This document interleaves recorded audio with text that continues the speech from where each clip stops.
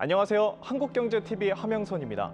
이슈와 뉴스 속 숨어있는 의미를 파헤쳐보는 코인 인사이트 시간입니다. 트럼프 2기 출범 이후 2025년은 비트코인과 이더리움의 상승세가 가상자산 시장을 이끌었다 해도 과언이 아닌데요. 하지만 일각에서는 시장의 온기가 알트코인으로 확산될 수 있다는 전망이 하나둘씩 나오고 있습니다. 과연 이번엔 진짜 알트 불장이 시작될 수 있을지 오늘은 데니월드 대표 김동환 작가님 모시고 꼼꼼히 짚어보는 시간 준비했습니다. 안녕하세요, 작가님. 안녕하세요. 네, 작가님. 트럼프 2기 이후에 가상자산 시장 상승세를 견인한 건 비트코인을 위시한 메이저 코인이었습니다. 비트코인이나 이더리움 그리고 리플, 솔라나 같은 메이저 코인들이 각광받은 이 이유가 뭘까요?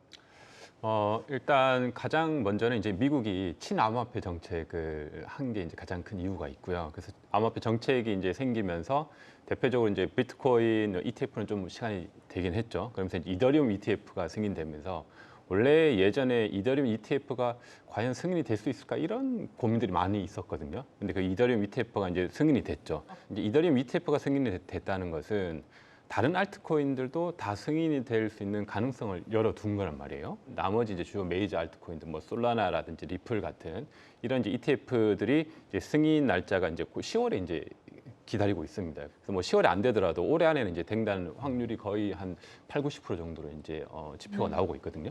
그래서 그런 걸 봤을 때 이제 주요 이제 메이저 코인들이 과거와는 다르게 좀 시장에 관심을 많이 받게 되는 거죠. 예전에는 뭐 비트코인을 포함한 이더리움을 이제 개인들이 그냥 거래소에서 거래를 하거나 아니면 조금 뭐 큰 규모의 자산가들이 이제 거래를 한 수준이었는데 ETF가 승인이 되면서 이제 기관 참여를 되면서 기관들이 비트코인뿐만 아니고 이제 알트코인 위주로 이제 매집을 하기 시작했고 최근에는 뭐 대표적으로 뭐 비트마인 같은 회사가 뭐 이더리움도 이제 대량으로 계속 매수하고 있잖아요. 근데 이 흐름이 이더리움뿐만 아니고 이제 솔라나도 이제 매수하고 있는 기업들이 생기고 주요 메이저 코인들로 이제 좀 확산되고 있는 그런 시장의 흐름을 보여주고 있습니다. 조금 더 이제 개인들의 물량도 더 들어오고 기관들의 물량이 커지면서 유동성이 커지면서 시장이 과거와는 좀 다른 형태로 지금 바뀌어가고 있는 그런 초기 시장이긴 합니다. 네, 트럼프 행정부의 친암호화폐 정책이 ETF 시장에 활력을 불어넣어줬고 이게 알트코인의 기대감까지 같이 높여줬다는 뜻이네요. 네네. 네, 그런데 최근 들어서 비트코인이나 이더리움의 가격성은 그렇게 좋지는 못합니다. 네. 그런데 알트코인 시장에도 다시 활기가 돌 수 있다는 기대가 덕분에 좀 커지고 있기도 한데 이 기대의 배경은 어떻게 풀어볼 수 있을까요? 뭐 여러 가지 이유가 있긴 한데 일단 전반적으로 시장 자체가 많이 좋아지긴 했어요. 그래서 미국 시장도 많이 좋아졌고 특히 이제 암호화폐 시장은 시장의 어떤 유동성에 굉장히 민감합니다. 다른 예를 들어 미국 주식이라든지 뭐 한국 주식이라는 것은 기본적으로 뭐 펀더멘탈해서 어떤 지표들이 있잖아요. 암호화폐 시장은 아직 초기이기 때문에 뭐 기업들이 존재하긴 하지만 뭐 실적 자체가 있지는 않거든요.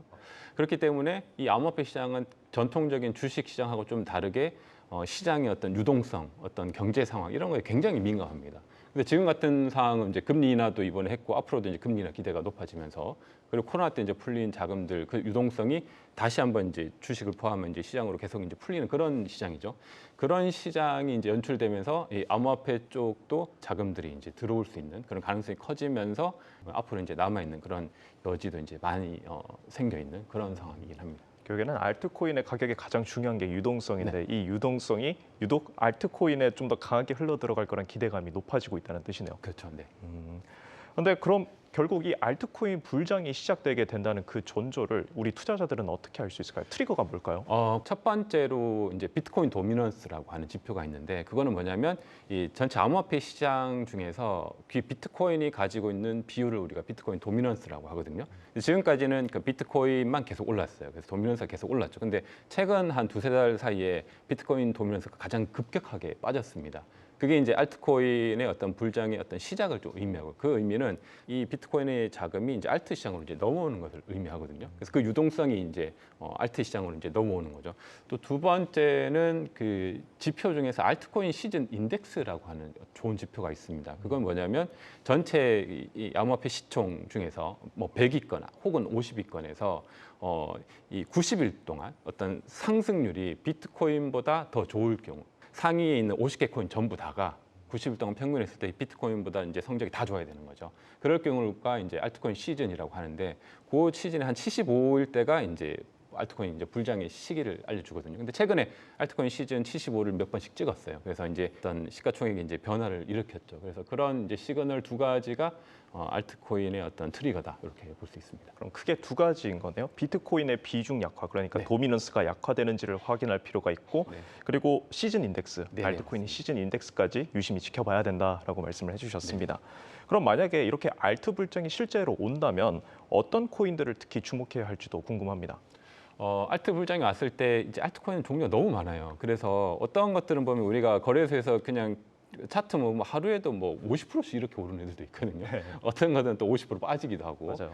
그런 것들을 막 사면 안 되죠. 그렇게 사면 안 되고 그 시가총액이 있습니다. 그 뭐 코인 마켓캡이라든지 코인게코 같은 이제 암호화폐 전체 시가총액을 보여주는 그 사이트를 들어가면 이제 1위부터 쭉 나오죠. 뭐 1위는 비트코인이고 2위는 이더리움이고 뭐 3위, 4위에서 이제 시가총액 높은 것들이 있는데 알트 불장이 오더라도 뭐 대부분의 투자도 마찬가지고 기본적인 이제 초보 투자자가 이제 접근할 수 있는 좋은 알트코인은 시가총액이 높은 것 위주로 이렇게 종목을 선택하는 게 가장 좀 안정적이면서도 그래도 이제 수혜를 받을 수 있는. 왜냐하면 시가총액이 높은 것 위주로 더 유동성이 들어오면서 더 가는 경향도 있고 시가총액이 높은 것들 아무래도 이제 알트가 변동성이 심하다 보니까 빠질 때도 좀 덜 빠지는 경향이 있습니다. 그래서 이제 시가총액 봤을 때 좀 상위권에 있는 것들 위주로 그렇게 선택하면 어떤 좋은 투자 성적을 낼 수 있다 이렇게 보고 있습니다. 그러면 시총 인덱스를 중심으로 보라고 하셨는데 네. 만약 알트 불장이 온다면 그 상황에서 시장을 관통하는 핵심 테마는 어떻게 될까요? 일단 그 플랫폼 위주의 코인들을 보면 좋습니다. 비트코인이라고 하는 것은 비트코인 그 백서의 제목을 보면 탈중화된 어떤 P2P, 그러니까 P2P죠. 탈중화된 기반의 전자화폐 시스템이거든요. 그거를 이제 대안해서 이제 비탈릭 부텔이 이제 이더리움을 만들었죠. 이더리움의 백서의 제목을 보면 조금 다릅니다. 탈중화된 형태의 뭐 DAB라고 하는 탈중화된 어플리케이션 그리고 그걸 위한 이제 플랫폼이라는 용어를 사용해요. 그 비트코인이 하고자 했던 그 탈중화된 형태를 그대로 가져와서 탈중화된 형태로 어떤 어플리케이션이 자유롭게 운영되는 그런 세상을 만들어 보자는 게 이더리움이었거든요. 전문적인 용어로 레이어 1 시장이라고 합니다. 그래서 그런 이제 플랫폼에 대한 코인들이 대표적으로 이더리움이고 또 하나의 대표적인 게 솔라나 같은 것도 있습니다. 솔라나도 그래서 플랫폼이고 레이어 1 시장이에요. 그리고 이 솔라나 말고도 다른 레이어 1 시장이 굉장히 많이 있어요. 그 말은 플랫폼 시장이 아직도 이더리움으로 좀 부족하다라는 의미고, 그리고 그러니까 이제 뭐 솔라나가 나오고 다른 것들이 나오겠죠. 이더리움 같은 경우는 이건 플랫폼이고 그 위에 이제 다양한 어플리케이션 같은 거 있잖아요. 뭐 디파이 같은 게 올라오면 사람들이 많이 몰리면 이게 좀 부하가 되는 거거든요. 뭐 쉽게 얘기해서 우리가 최근에도 이제 명절이니까 그 지방에 사시는 분들은 이 명절 기간에 이제 그 코렐 같은 데 이제 예약을 하잖아요. 그때 엄청 사람도 몰려가지고 막 몇 시간 기다리고 막 폭발하고 뭐 이런 것들 많잖아요. 그런 것처럼 이더리움이란 플랫폼도 지금은 사람들이 많이 사용하지 않지만 사람들이 더 많이 몰리면 이게 폭발하게 되거든요. 그래서 그런 것 때문에 이런 것들을 이제 계속 개선시키고 발전시켜야 되는 이제 시장인 거죠. 그래서 플랫폼 시장은 지금 보여지지만 아직 완성은 아니고 계속 가야 될 길이 많고 이더리움도 그 로드맵이 있습니다. 장기 로드맵이. 그래서 앞으로 업그레이드 될 로드맵인데 이게 뭐 제가 볼 때 10년 더 남았어요. 그러니까 이 완성품 말고 이게 다 개발하는데 10년, 20년 더 걸릴 수도 있고. 그러니까 지금 완성된 상태에서 계속 이제 고쳐가면서 이제 사용되는 게 이더리움이고 솔라나도 마찬가지고 다른 이제 플랫폼 코인들이 그런 식으로 해서 계속 개발하면서 발전하고 있습니다. 굉장히 중요한 시장이기 때문에 어떤 블록체인과 암호화폐 시장의 어떤 표준을 만들어가는 그런 표준인데 그게 아직 완성은 안 됐고 계속 개발시켜가는 단계인 거죠. 그래서 이것이 어떻게 완성될지도 이제 투자자는 계속 이제 지켜봐야 되는. 가만히 있지 않습니다. 이더리움이 그런 것들을 이제 계속 살펴보면서 투자를 할 수 있는 그런 시장인 거죠. 그리고 최근엔 거래소 인프라와 관련된 이런 바이낸스 코인이라든지 아스터의 가격 상승세가 특히 매서웠습니다. 그간 주목받지 못했던 덱스, 그러니까 탈중앙화 관련 코인의 상승 배경도 좀 궁금한데요. 탈중앙화 거래소는 굉장히 오래전부터 있었어요. 최초의 탈중앙화 거래소는 뭐 DYDX라는 게 있었고 그부터 시작해가지고 발전하면서 탈중앙화 거래소의 어떤 매력이 있습니다. 근데 그 매력이 시장에서 크게 관심을 받지 못했는데 이번에 그 하이퍼 리퀴드라는 대표적인 탈중앙화 거래소가 있죠. 이게 선물 거래소예요. 선물 파생 거래소인데 그 하이퍼 리퀴드가 보통 일반적으로 이 알트코인 시장에서는 그 코인들이 이제 알트코인을 만들고 펌핑하고 그리고 이제 다시 빠지는 이게 계속 반복됐거든요. 그래서 그 알트코인을 보면 그 안에 이제 VC라고 하죠. VC들이 투자해서 자기들 이제 엑시트하고 나면 가격 떨어뜨리고 이런 게 굉장히 많았고 지금도 굉장히 많습니다. 그래서 신규 알트코인은 투자할 때 조심해야 되는데 좋지 않은 어떤 그런 것들을 하이퍼 리퀴드가 굉장히 개혁을 했어요. 어떻게 보면 뭘 했냐면 VC가 없습니다. VC가 없이 하이퍼 리퀴드라는 이제 그 팀들이 만들어 가지고 그 토큰을 그 하이퍼 리퀴드라는 그 퍼프덱스를 처음에 시작하는 참여자들한테 이 코인 시장에 에어드랍이라는 게 있거든요.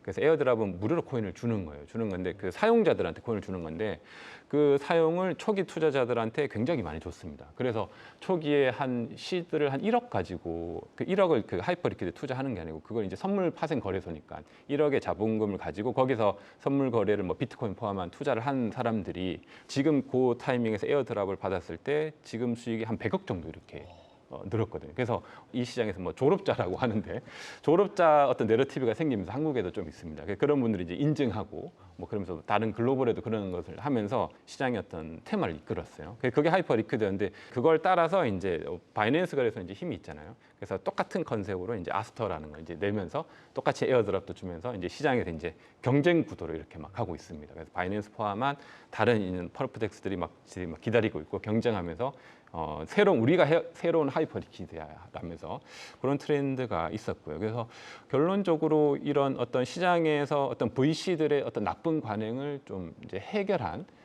이런 어떤 트렌드가 좀 새롭게 어떤 시장에서 주목을 받고 있는 그런 상황입니다. 옛날에 2017년이나 2020년 같은 알트 불장 시즌을 돌아보면 전반적인 알트 코인들이 다 같이 상승을 했던 것 같거든요. 네, 맞습니다. 이번에도 과거와 같은 이런 순환매 패턴 기대해 볼 수 있을까요? 이 알트코인이 과거에는 순환매로 어떤 알트코인을 투자하더라도 굉장히 좋은 수익을 냈던 시장이었어요. 그래서 이번에도 유사하긴 할 텐데 좀 형태가 바뀌었다. 이렇게 좀 정리해 볼 수 있을 것 같고요. 일단 뭐 최근에 좀 흐름들을 보면 이제 알트 불장 약간 초기 시그널을 보여주고 있는 시장에서 이제 비트 도미넌스가 빠지면서 자금이 이더리움으로 들어왔고 이더리움이 좀 시장을 선도하면서 메이저 위주로 이제 알트 코인이 이제 펌핑이 좀 시작됐습니다. 그렇게 유동성이 많이 몰렸고 그러면서 일시적으로 그 중소형 위주로 그 유동성이 조금씩 흘러간 그런 흐름들을 최근에 좀 보여줬어요. 근데 이제 과거와는 좀 다른 게 그런 이제 전체 흐름은 똑같습니다. 그래서 흐름이 이제 메이저 중심으로 유동성을 흐른 뒤에 그 다음에 좀 중소형 위주로 또 갈 거예요. 가긴 하는데 예전에 비해서 알트코인 종류가 너무 많아졌어요. 그래서 거의 진짜 코인 마켓캡에 보면 뭐 10,000개가 넘어갑니다. 이거 너무 뭐 이상한 알트코인까지 다 있는 거죠. 그중에 이제 의미 있는 알트코인도 있고 없는 코인도 있는데 이렇게 이제 시장이 많아지면서 어떤 카테고리도 좀 더 분명해지고 예전에 인기 있었던 카테고리 중에 없어진 거나 좀 의미가 없어진 그런 것들도 있고요.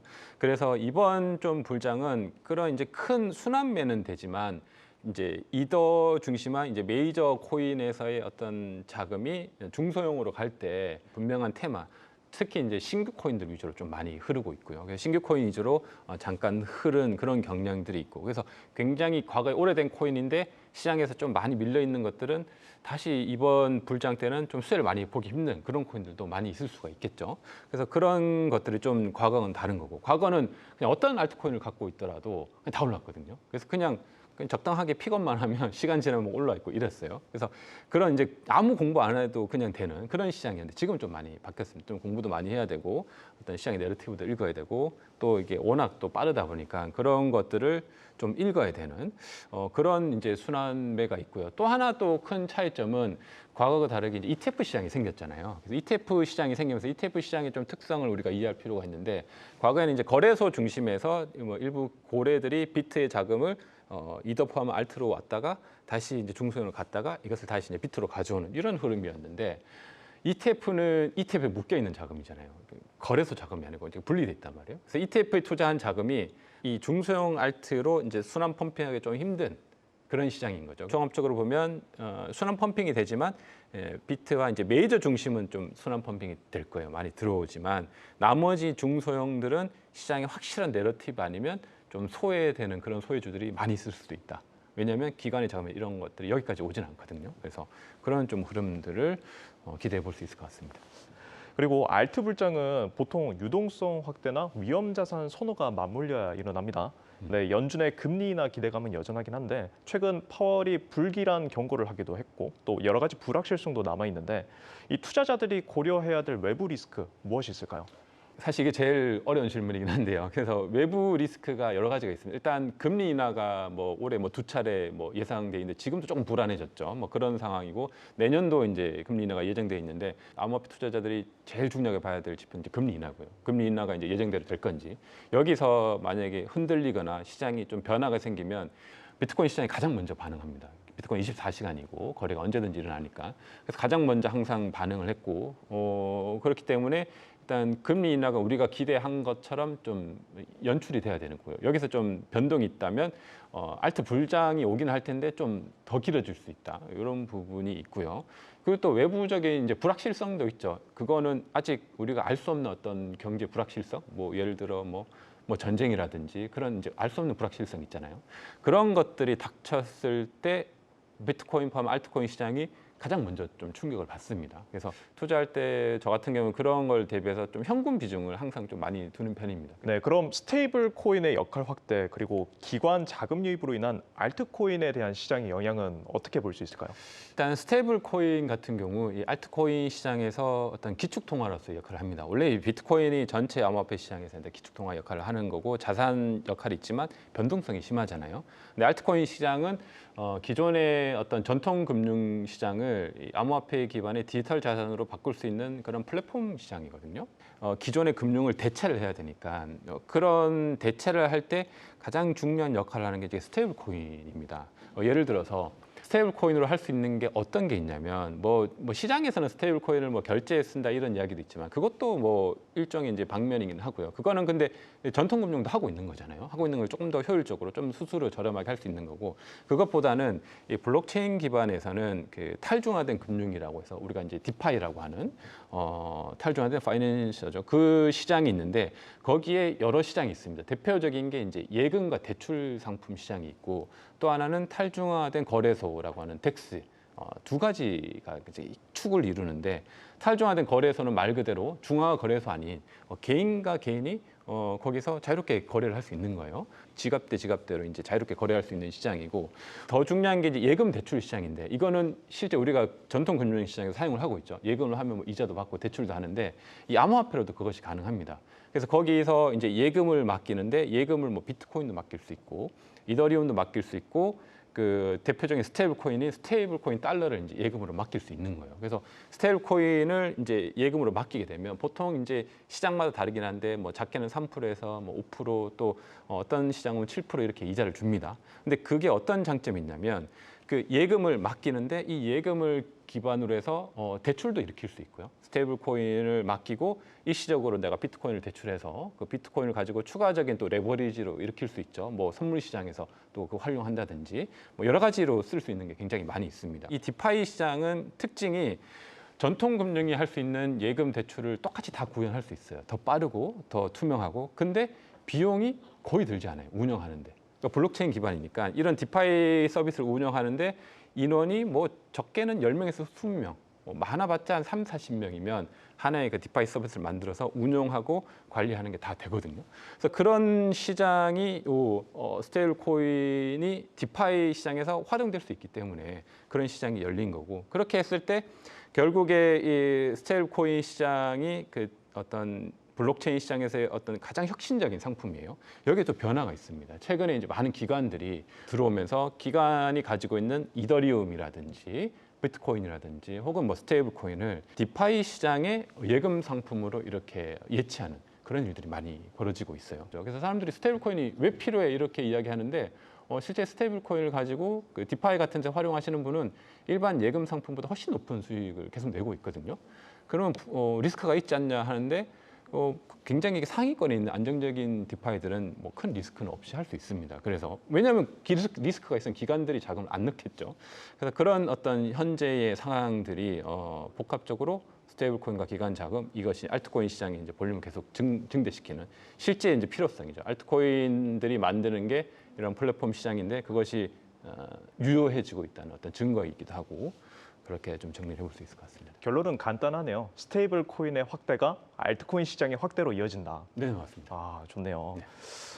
그리고 하반기 같은 경우에는 뭐 각종 ETF 상장이라든지 아니면 뭐 리플 스웰처럼 이 알트코인별로 개별 이슈들이 굉장히 많이 예정이 돼 있습니다. 네, 맞습니다. 근데 시장 전체 생태계에 영향을 줄 만한 주요 이벤트 뭐가 있다고 보십니까? 하반기에는 일단 여러 가지가 있지만 가장 큰 거는 이제 ETF 승인들이 이제 기다리고 있어요. 10월부터 해서 뭐 10일, 12가 있는데 10월에 이제 예정돼 있는 게 뭐 리플부터 해서 10월 11일에 도지코인부터 해서 뭐 카르다누, 뭐 라이트코인, 이제 주요한 메이저 코인, 솔라나 코인 같은 ETF들이 지금 다 대기 상태에 있거든요. 이게 한번 연기가 된 것도 있고, 그래서 연기를 하면 그 다음에 또 승인해줘야 되는데 이게 폴리마켓에서 올해 그 이 주요 이제 메이저 알트코인들의 어떤 ETF 승인 확률을 한 80에서 한 90% 정도로 보고 있습니다. 그러니까 올해는 이 나머지 이제 비트 이더 제외한 메이저 알트코인들의 ETF 승인들이 이제 우리가 가장 주목해봐야 될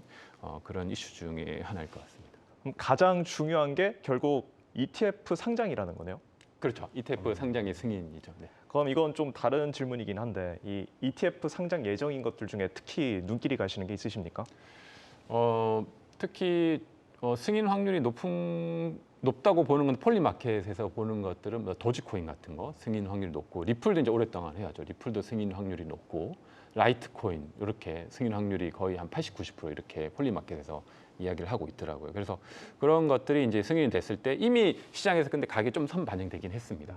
근데 이제 승인이 과거에 뭐 비트 포함해서 이더리움을 보면, 특히 이더리움 보면 ETF가 승인되기 전에 이미 좀 가격의 변화가 있고, 승인되고 나서는 또 막 크게 오르거나 그러진 않았어요. 근데 지금까지 보면 비트코인 ETF도 그렇고 이더리움 ETF도 그렇고 승인되면서 이제 자금이 이제 계속 쌓이면서 조금씩 이제 오르는 경향들을 보여왔거든요. 그러니까 과거에는 알트코인들이 막 이렇게 많이 올랐다가 떨어졌다 하는데 ETF 승인되면 조금 더 보수적인 투자자들이 이제 투자하기 좀 더 좋은 시장이 열리는 거죠. 그러면서 조금 더 안정적으로 좀 점진적으로 증가하는 경향이 있더라. 비트코인 ETF랑 이더리움을 보면. 그래서 그런 이제 메이저들도 또 그런 흐름으로 좀 흐르지 않을까 이렇게 좀 기대해 보고 있습니다. 네, 알겠습니다. 그리고 주변에서 알트코인에 대한 투자를 꺼려 하시는 분들이 가장 크게 걱정하는 게 가격 변동성이 큰 것 같은 그런 리스크 때문이잖아요. 네네. 이 투자 과정에서 유의해야 할 점, 특히 어떤 것들이 있을까요? 알트코인은 일단 변동성이 큽니다. 그래서 사실 비트코인도 변동성이 크거든요. 그래서 비트코인 대비 알트코인은 뭐 기본적으로 이더리움 같은 거 한 20, 30% 더 크다고 생각하면 되고, 나머지 메이저들은 한 40, 50%더 크다고 생각하면 돼요. 그래서 사람들이 이제 알트코인 투자할 때는 이제 수익률만 보고 투자하죠. 투자하면 조금만 있으면 뭐 100% 오른다, 200% 오른다 이렇게 하는데, 그 말은 또 반대 말로 해서 또 50%, 100% 빠질 수도, 100%까지는 아니지만 90% 이렇게 빠질 수도 있다는 의미거든요. 그래서 그런 의미에서 알트코인 투자는 결국에 리스크는 크지만 수익은 굉장히 높게 기대할 수 있고, 그래서 투자자 입장에서 조금 보수적으로 안정적으로 투자를 하려면 내가 주식을 포함한 모든 포트폴리오에서 결국 이제 비중으로 가져가야 됩니다. 이것은 아직 초기 시장이기 때문에 좀 멀리 이제 오를 수 있는 업사이드를 보고 뭐 큰 자금을 넣기보다는 전체 포트폴리오에서 예를 들어 뭐 미국이라든지 한국 주식이 내가 한 뭐 90% 한다면 코인 시장이 한 10% 해서 비트를 한 5% 하고 나머지 이제 5% 남아 있잖아요. 여기서 뭐 이더리움을 포함한 이제 주요 메이저 위주로 뭐 한 2, 3%씩 세팅해 주면 내 전체 자산의 한 2, 3%밖에 안 되니까 이것이 많이 빠지거나 많이 오르더라도 큰 영향은 없겠죠. 그래서 그런 관점으로 좀 투자를 해보시면 좋고, 근데 내 포트폴리오에 알트코인만 100%다. 그리고 현금이 하나도 없다. 이런 분들은 너무 좀 위험하죠. 왜냐하면 이게 변동성을 못 견디고 결국 많이 떨어질 때 다 이제 손절하거나 이렇게 손해 보고 이제 팔게 되거든요. 근데 그렇게 해서 이제 투자 수익률이 낮으니까 비중이라든지 이런 식으로 이제 관리를 하는 좀 지혜가 필요하죠. 계란을 한 바구니에 담지 말라. 네네. 그 말이네요. 네, 맞습니다. 적절한 비중 조절이 필요하다라고 네. 말씀을 해주셨습니다. 네, 드디어 마지막 질문입니다. 네. 네, 이제 비트코인과 이더리움을 포함해서 하반기 시장에서 가장 주목해야 할 코인 세 가지만 한번 뽑아주시죠. 지금 알트코인 시장 같은 경우 이제 과거와 좀 다르긴 합니다. 그래서 우리가 이제 세 가지 코인을 내가 이제 만약에 담는다면 첫 번째는 이제 메이저 코인이 있어요. 메이저 중심의 코인. 뭐 대표적으로 뭐 이더리움하고 솔라나 같은 거겠죠. 이런 시장의 시총 높으면서 계속 오랫동안 이제 갈 수 있는 기관들이 많이 매수하는 것들이 있거든요. 대표적으로 이더리움, 솔라나인데 이런 이제 메이저 중심의 코인을 하나 이제 추천을 드리고 또 하나는 시장의 내러티브를 이끄는 코인들이 있습니다. 지금 뭐 인기가 있었던 뭐 하이퍼 리퀴드 같은 바이낸스 기반의 그런 코인들은 근데 이런 코인들은 좀 리스크가 커요. 그래서 많이 오르기도 하지만 많이 떨어지기도 하고 이런 것들은 좀 단기적으로 투자해야 되는 짧게 2, 3개월 치고 이제 빠져야 되는 그런 코인들이 있고요. 또 하나는 이제 좀 그 저평가된 그 코인들이 있습니다. 이 테마가 움직이거든요. 코인 시장도 예를 들어 지금은 그 펄프덱스라고 하는 어떤 탈중화된 거래소가 이제 테마인데 그게 계속하지 않고 뭐 RWA라든지 뭐 AI라든지 또 뭐 새로운 이슈들이 계속 나옵니다. 그런 이제 테마주들의 그 1위를 하고 있는 코인들이 있어요. 근데 아직 시장에서 저평가된 코인들이 있습니다. 그래서 그런 것들을 카테고리 한번 찾아보셔서 좀 뭐 이렇게 담으시면 내가 좋아하는 테마를 선정해서 아직 시장에서 이제 내러티브가 안 생긴 이게 아직 알트 불장이 본격적으로 안 왔기 때문에 알트 불장이 오면 그렇게 이제 이렇게 순환 펌핑하면서 테마주 위주로 옮겨가거든요. 그렇게 해서 지금 담았다가 이제 올랐을 때 좀 빠르게 좀 수익 실현하는 그런 구조로 가시면 좋고 그래서 세 가지니까 정리하면 이제 메이저 중심은 좀 롱텀으로 가져가도 됩니다. 근데 나머지 내러티브라든지 이런 저평가된 테마는 이제 저평가될 때 샀다가 이제 빠르게 수익 실현하고 내러티브는 이제 불장에서 같이 올라타는 거죠. 같이 올라타면서 빠르게 이제 수익 보고 이제 빠지는 그런 전략을 사용하면 어떤 좋은 수익의 결과를 낼 수 있지 않을까 이렇게 생각해 봅니다. 네, 크게 세 가지 들어봤습니다. 이더리움, 솔라나 같은 메이저 중심의 코인, 그리고 시장의 내러티브, 네. 그리고 아직 잠재된 저평가 테마 이렇게 네. 세 가지 들어봤습니다. 네, 지금까지 김동환 작가님과 함께 알트 시장 불장 가능성에 대한 이야기 나눠봤습니다. 귀한 시간 내주셔서 감사합니다. 네, 감사합니다. 네, 오늘 저희가 준비한 내용은 여기까지입니다. 지금까지 시청해주신 여러분 고맙습니다.